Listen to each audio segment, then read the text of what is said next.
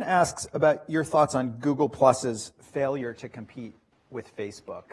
And I guess we could maybe extrapolate that into just, the need once companies get to a certain size to say we need to have a competitive response to something new in the market, and why that often just goes really poorly. Yeah, well, it's,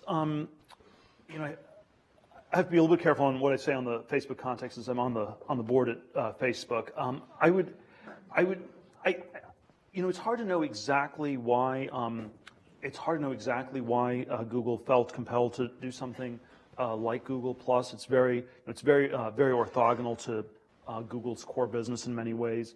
I would say that one dimension in which Google and Facebook do compete very intensely is this question of which company is the coolest company in Silicon Valley. And it's sort of like a very odd, abstract competition, but it probably does drive things a great deal because it determines, if you have talented people getting started in Silicon Valley, would they rather work at Google? Would they rather work at Facebook? So there is this super intense competition on the level of talent, and I think there was probably some sense that at Google that Facebook was beating them on that dimension. Mm-hmm. For a variety of reasons, and that probably is what pushed them. But this is all very speculative. Yeah, but I think it gets back to a little bit of what you said in your talk, which is that there are these certain markets that people agree are so big that we can't afford not to compete in social networking. We can't just cede that to Facebook.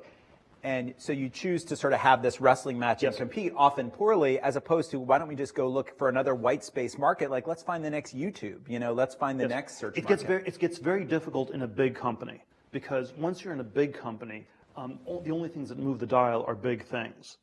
And so if the great new markets start in our small markets, one of the mistakes big companies will tend to make will be to go after other big things one way or another. One of my friends who used to advise Microsoft on M&A type stuff had this view. He sort of described Microsoft as it's like the Roman Empire under Hadrian. We've sort of reached the maximum extent. We have a few more good years ahead of us, but it's then just going to be this long senescence and decline. And of course, this is like sort of one of the top people at the company thinks this. And then you have, but the people running the company don't want to believe this, and so they want to keep doing things. They want to keep expanding. And so my main job in M&A is to discourage people from doing it. It's like the Roman Empire reached the maximum extent. We're not going to try to take any more territory, and that would be the right strategy. But of course, people don't want to admit that that's true. They want to fight the decline, and so they want to try to do lots of things. So there are a lot of dynamics like this.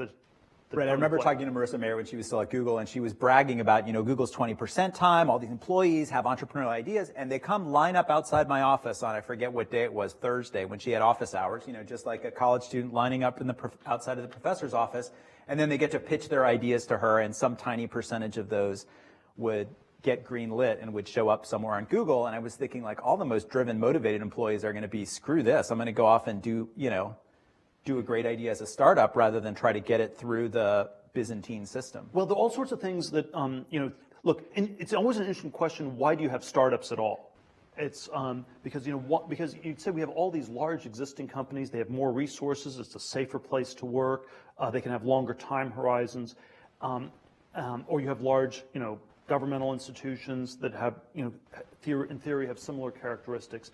And I think the reason is always that the internal politics in large organizations get strangely dysfunctional, both in a public and in a private sector, where if what's critical is to have original new ideas.